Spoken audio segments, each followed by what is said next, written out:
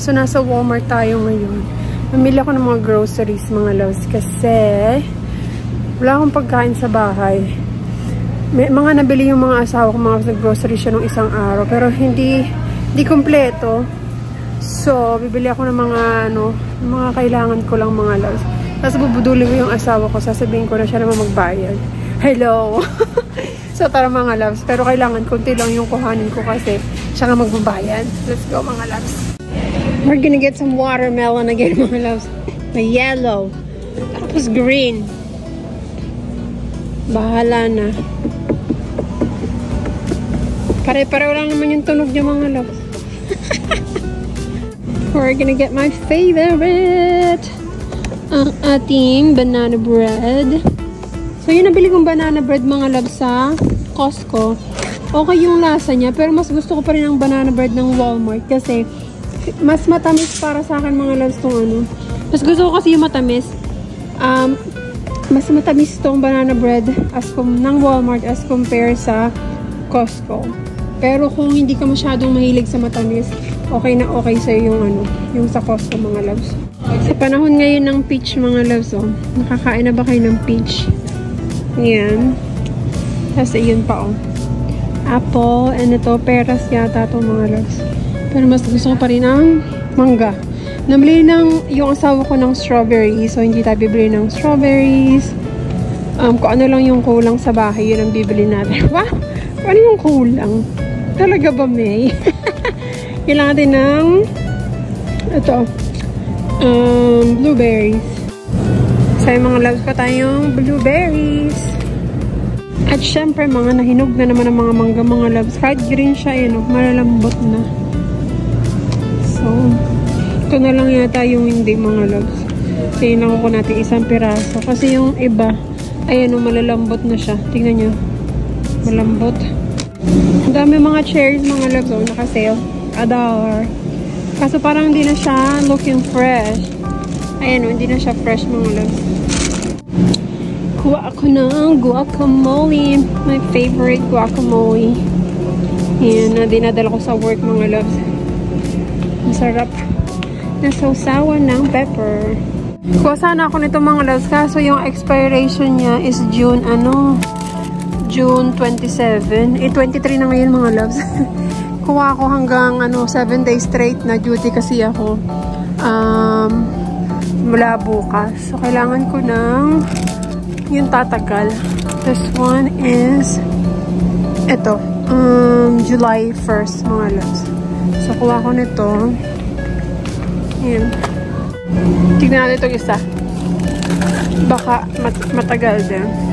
Yan, July 1st. Tapos, puro mga June na mga loves. June 28.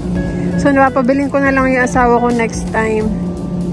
Kapag naglagay na sila bukas ng panibagong stocks. Dalawa lang muna kasi yun na lang yung natira. Tapos kuha ko ng mini cucumber pangbaon sa work.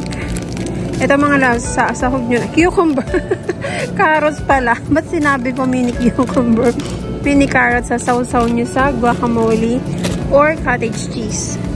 And kuha tayo ng favorite kong mga loves na pepper. Ayan. Pepper is my favorite. Parang gusto kong gumawa ng spaghetti tonight, mga loves. Kuha akong ground beef. Saka ground pork. Paghahaluin ko. Kuha pa rin ako ng favorite kong shrimp.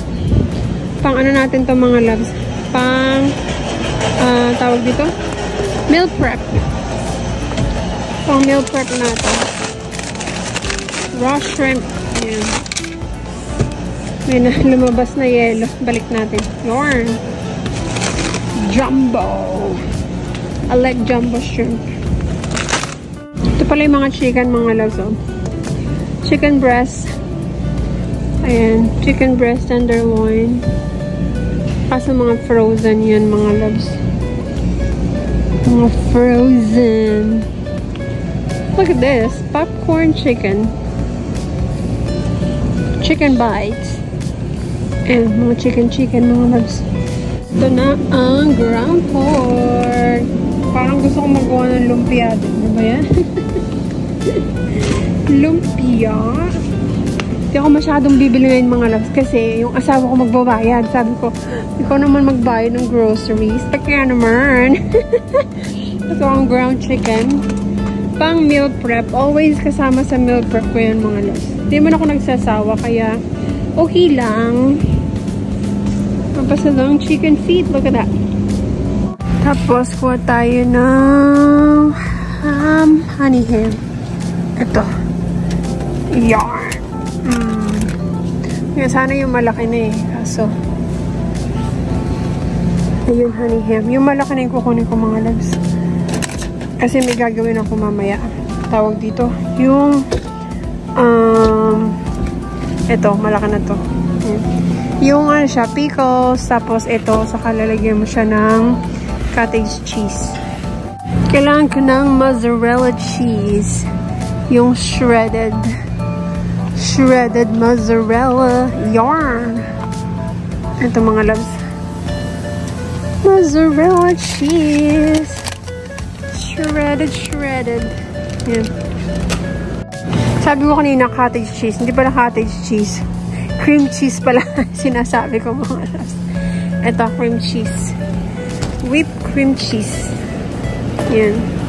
Parang ang sarap nitong pepperoni na itong mga loves. Ang laki-laki. Ito pa oh. Ang laking salami. Kaso meron pa ako niyan sa bahay. Hindi pa tayo bibili. Ganito yung meron ako. Ganyan. Saka yan.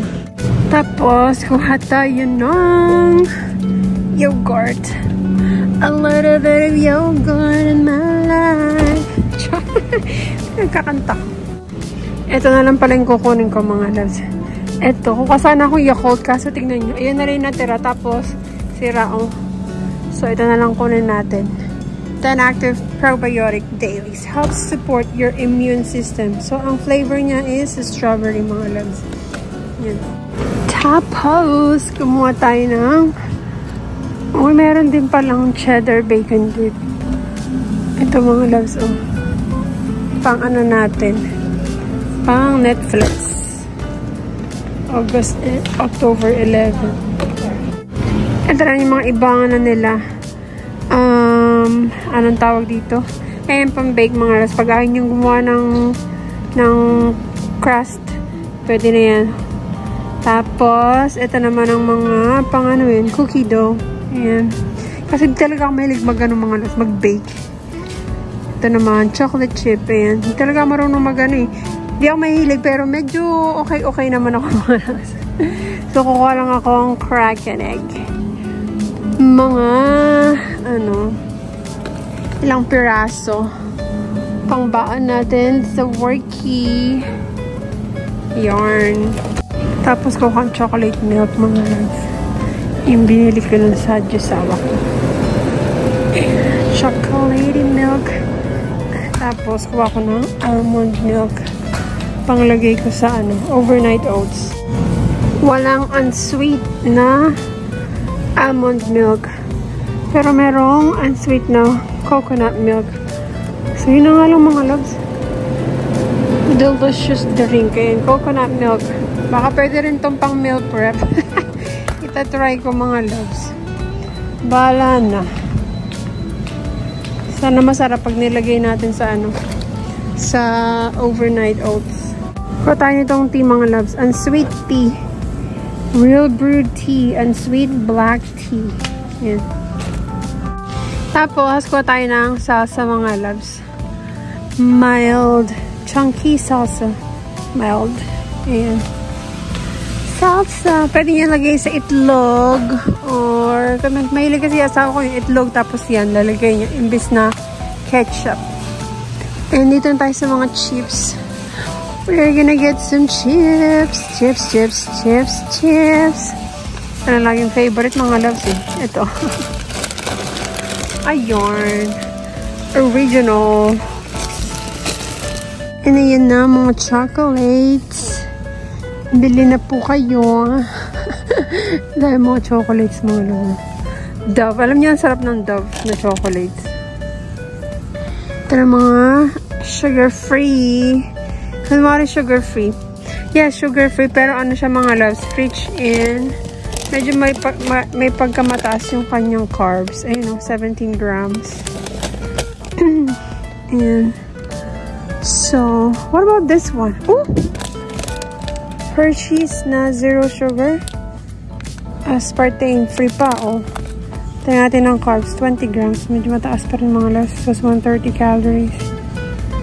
Ang hirap talaga magganap, kaya kailangan discipline lang talaga mga loves. Pero, kadalasan wala tayong discipline. Parang tinatamaan ako sa pinamagsasabi ko yung mga loves, no? Kuha rin ako ng honey, mga loves. Kasi yung honey namin doon, may ganito, hindi ko matanggal. Yung may ganyan mga loves, oh. Yung parang honeycomb talaga, nasa loob. So, kuha ako. Hindi ko matanggal yung honeycomb sa loob ng honey. Ay, sa loob ng bottle. Tapos, kuha tayo ng Coffee Mate, mga loves. Try naman natin tong vanilla. Ito, yung lagi kong gamit yung mga loves, yung vanilla caramel. So, try ko tong regular vanilla lang. French vanilla Coffee Mate. Layo na naman ang cart ko, mga loves. Pag iniiwan ko, pag may nakakalimutan ako, iniiwan ko lang yung cart ko. Kasi tatamad ako mag-push, mga loves. Yan. Try ko tong ramen na to, mga loves. Ramen noodle soup. Original. Yan. Isa lang kukunin ko. Try ko pa lang naman, mga loves. Sige natin kung masarap. Tapos, kuha tayo ng favorite na pancake ng asawa ko, mga loves. Alam nyo, minsan niya, pag awang-awa siya sa akin na hindi ko na kaya magluto, mga loves. Ganito na lang. Init, tapos strawberries. Yun, okay na siya dun. Minsan siya na naghahanda sa sarili niya. So, tatawagan ko yung asawa ko, mga loves, kasi mag-check out na ako. Budulin natin siya. Minsan lang naman, mga loves, eh. Madalas ako nagbabayad talaga. Parang siya once in a blue moon pag pinilit natin. So, tawagan ko siya at siya yung ating bududin. Ito na naman tayo, mga loves. May nakita akong shorts na nakasale siya, mga loves, from $11.98 down to $7. Susukat ko to. And tignan nyo naman tong jogger, mga loves. So, ang ganda. $8 lang. So, bilhin natin to. Sana kasya, mga loves. Susukat ko pag kasya. Hindi kasya. Bilhin natin.